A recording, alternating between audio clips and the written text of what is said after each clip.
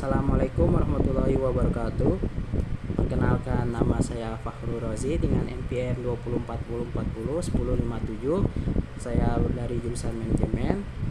Nah, pada kesempatan kali ini saya akan menjelaskan mengenai perilaku kepemimpinan.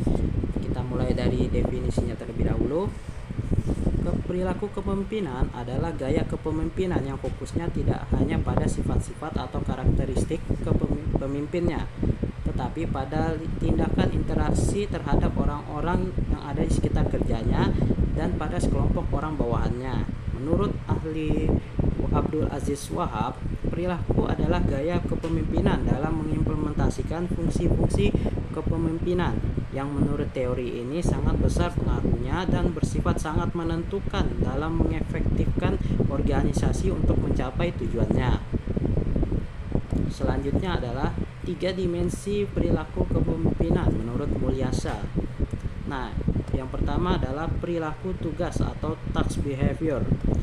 Yang kedua ada perilaku hubungan, relationship behavior, dan kematangan atau maturity. Perilaku tugas merupakan pemberian tunjuk oleh pemimpin terhadap anak buah meliputi penjelasan tertentu apa yang dikerjakan, bila mana dan bagaimana mengerjakannya, serta mengawasi mereka secara ketat.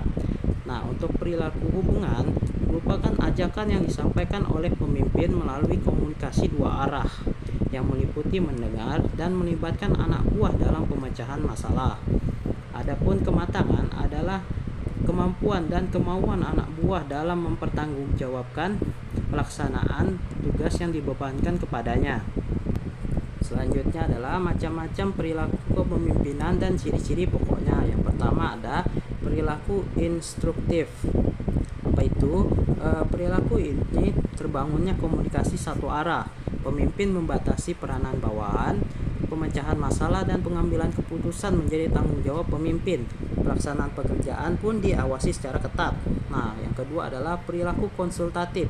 Pemimpin masih memberikan instruksi yang cukup besar serta menentukan keputusan.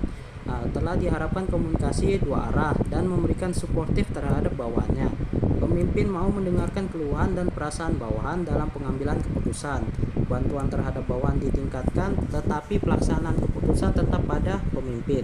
Nah, yang ketiga adalah perilaku persuasif. Kontrol atas pemecahan masalah dan pengambilan keputusan antara pemimpin dan bawahan sering seimbang. Pemimpin dan bawahan sama-sama terlibat dalam pemecahan masalah dan pengambilan keputusan. Komunikasi dua arah semakin meningkat, pemimpin makin mendengarkan secara intensif terhadap bawahannya. Keikutsertaan bawahan dalam pemecahan dan pengambilan keputusan makin bertambah. Nah, untuk yang terakhir adalah perilaku delegatif.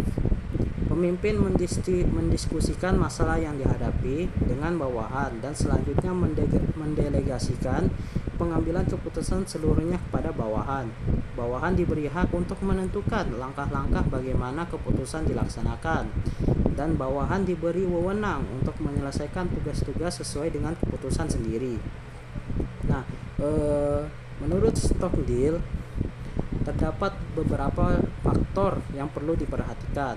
Nah, yang pertama adalah faktor perwakilan atau representation. Nah, pemimpin berbicara dan bertindak sebagai wakil kelompok. Nah, yang kedua adalah tuntutan perdamaian atau reconciliation. Nah, pemimpin mendamaikan tuntutan konflik dan menguraikan ketidakaturan dari sistem yang ada. Nah, yang ketiga ada toleran terhadap ketidakpastian atau tolerance of uncertainty.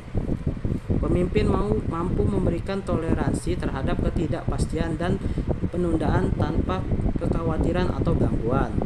Nah, yang keempat adalah keyakinan atau persuasiveness. Pemimpin mampu menggunakan persuasi dan organisasi secara intensif dan efektif serta memperlihatkan keyakinan yang kuat. Nah, yang kelima ada struktur inisiasi atau initiation of structure. Pemimpin dengan jelas mendefinisikan peranan kepemimpinan dan memberikan kesempatan bawahan mengetahui apa yang diharapkan dari mereka. Yang keenam ada toleransi kebebasan atau tolerance of freedom. Pemimpin membiarkan bawahan berkesempatan untuk berinisiatif, terlibat dalam pengambilan keputusan. Yang ketujuh ada asumsi peranan atau role assumption. Pemimpin secara aktif menggunakan peranan kepemimpinannya daripada menyerahkan kepemimpinan kepada orang lain. Yang kedelapan adalah konsiderasi atau consideration. Pemimpin memperlihatkan ketegangan, kerjasama, dan kontribusi bantuan bawahannya. Nah, yang kesembilan adalah penekanan pada hal-hal yang produktif atau productive emphasis. Pemimpin mementingkan atau menekankan kepada hal-hal yang bersifat produktif. Yang ke-10 adalah ketepatan yang bersifat produktif atau predictive accuracy. Pemimpin memperlihatkan wawasan ke depan dan kecakapan untuk memperlihatkan hasil yang akan datang secara akurat. Nah, yang ke-11 ada integration. Pemimpin memelihara secara akrab jaringan organisasi dan mengatasi konflik antar anggota. Yang ke-12 orientasi kepada atasan atau superior orientation.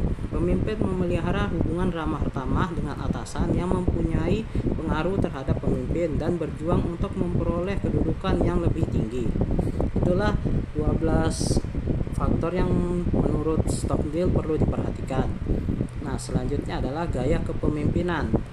Dalam perilaku kepemimpinan ini terdapat 3 gaya kepemimpinan yang penting atau yang pola dasarnya. Yaitu yang pertama adalah gaya kepemimpinan yang berpola mementingkan pelaksanaan tugas secara efektif dan efisien. Nah, agar mampu mewujudkan tujuan secara efektif dan efisien dan juga tujuan secara maksimal. Nah, yang kedua adalah gaya kepemimpinan yang berpola mementingkan pelaksanaan hubungan kerjasama. Dan yang terakhir adalah gaya kepemimpinan yang berpola mementingkan hasil yang dapat dicapai dalam rangka mewujudkan tujuan organisasi. Nah, itu saja materi yang bisa saya sampaikan. Kurang lebihnya mohon maaf. Wabillahi taufiq wa hidayah. Wassalamualaikum warahmatullahi wabarakatuh. Selamat siang.